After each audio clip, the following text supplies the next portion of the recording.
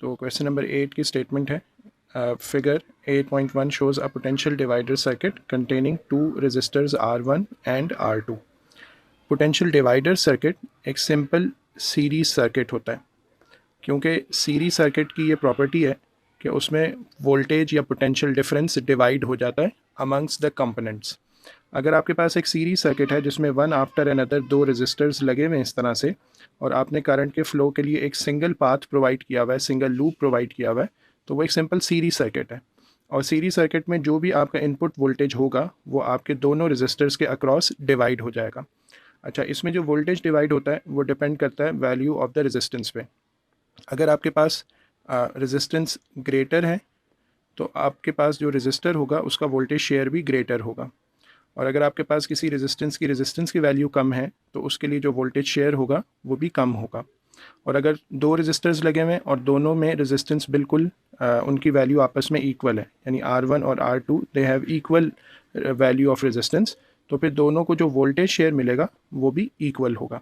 और अगर वो अनइक्वल है तो अकॉर्डिंगली इनपुट का जो वोल्टेज होगा वो डिवाइड हो जाएगा। ज़्यादा रेजिस्टर के अक्रॉस ज़्यादा वोल्टेज शेयर आएगा, कम रेजिस्टर के अक्रॉस कम वोल्टेज शेयर आएगा। तो इसलिए एक सिंपल सीरीज सर्किट को ना हम पोटेंशियल डिवाइडर सर्किट भी कहते हैं। बाकी ये कि पोटेंशियल डिवाइडर सर्किट की एक ख़ास एप्लीकेशन होती है, और वो ये होती है कि हम अपने इनपुट वोल्टेज को दो रेजिस्टर्स में डिवाइड करवाते हैं और फिर किसी एक रेजिस्टर के अक्रॉस हम अपना आउटपुट वोल्टेज ले लेते हैं, ताकि हम एक रिड्यूस्ड वैल्यू ऑफ वोल्टेज को आगे किसी एप्लीकेशन में यूज़ कर लें। तो ये एक सिंपल वोल्टेज डिवाइडर सर्किट बना हुआ है जिसमें इनपुट का वोल्टेज 6 वोल्ट्स है, R1 R2 सीरीज़ में कनेक्टेड है और R2 के अक्रॉस हम अपना आउटपुट वोल्टेज ले रहे होंगे।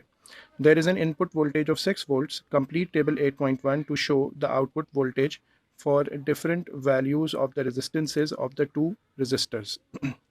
ओके, फर्स्ट केस में हमारे पास रेजिस्टेंस 1 और रेजिस्टेंस 2 ये दोनों इक्वल हैं। तो हमने ये बात पहले भी अभी देखी थी कि आपके पास जब इक्वल रेजिस्टर्स होते हैं तो उसमें आपके पास जो वोल्टेज होता है वो सेम आ जाता है। तो 3 वोल्ट्स का वोल्टेज फर्स्ट रेजिस्टर को और सेकंड रेजिस्टर दोनों को मिल जाएगा। सेकेंडली आपके पास R1 800 ओम्स है और R2 की रेजिस्टेंस 1200 ओम्स है। तो यहाँ पे अब हमें जो है ना पोटेंशियल डिवाइडर का फॉर्मूला वो यूज़ करना होगा। पोटेंशियल डिवाइडर का फॉर्मूला मैं यहाँ लिख देता हूँ, V आउट या output voltage is equal to input voltage multiplied by a fraction. इस फ्रैक्शन में हमारे पास न्यूमरेटर में वो रेजिस्टर आएगा जिसके अक्रॉस हम आउटपुट वोल्टेज ले रहे हैं। तो इट मीन्स कि मैं न्यूमरेटर में R2 लिखूँगा और डिनोमिनेटर में दोनों रेजिस्टेंसेस का सम आ जाएगा। तो मैं यहाँ पे लिख रहा हूँ R1 प्लस R2। ये हमारा फार्मूला है जो कि वोल्टेज डिवाइडर का फार्मूला होता है।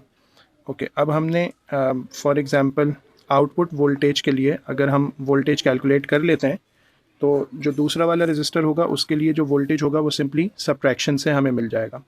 तो अगर मैं ये जो आउटपुट वोल्टेज है इसके लिए वैल्यू फाइंड कर लूँ तो इनपुट वोल्टेज 6 वोल्ट्स है, आउटपुट के लिए R2 है और R2 की वैल्यू हमें 1200 गिवन है। So 1200 divided by 800 plus 1200 sum of the resistances. So it means 6.0 multiplied by 1200 divided by 2000। इससे हमें आउटपुट वोल्टेज मिल जाएगा।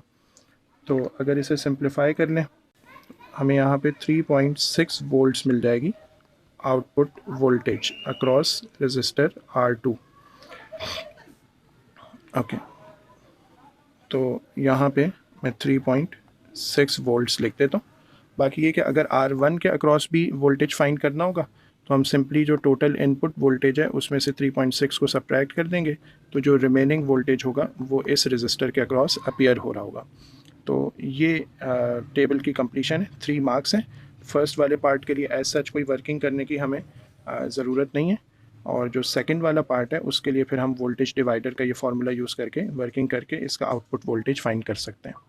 Part B says in the circuit shown in figure 8.1 resistor R1 is replaced by a light dependent resistor LDR।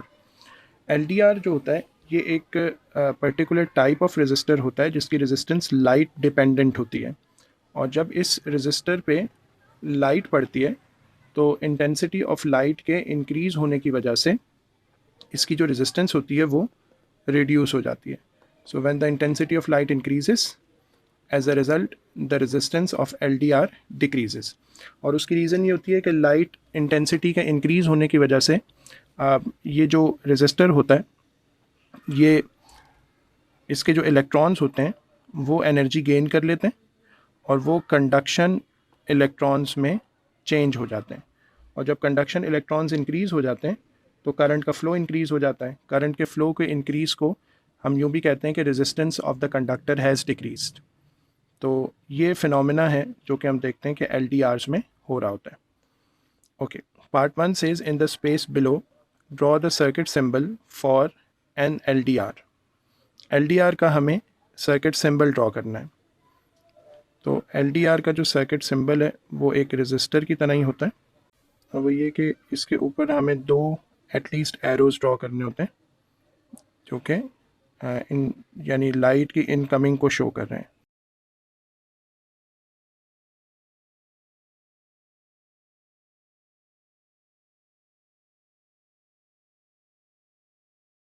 Okay, next part. The LDR is moved from darkness into daylight. State what happens to the resistance of the LDR and the output voltage. Number 1, जब हम LDR को darkness से day light में लेकर आएंगे तो obviously light intensity increase होगी और लाइट इंटेंसिटी के इंक्रीज़ होने से रेजिस्टेंस ऑफ द LDR हमेशा डिक्रीज़ हो जाती है. तो हम यहाँ पे लिखेंगे रेजिस्टेंस डिक्रीजेस. अच्छा, रेजिस्टेंस के डिक्रीज़ होने से जो वोल्टेज शेयर है LDR का वो भी डिक्रीज़ हो जाएगा. तो जो आउटपुट का वोल्टेज है जो हम सेकंड रेजिस्टर के अक्रॉस कैलकुलेट कर रहे थे वो वोल्टेज शेयर इंक्रीज़ हो जाएगा.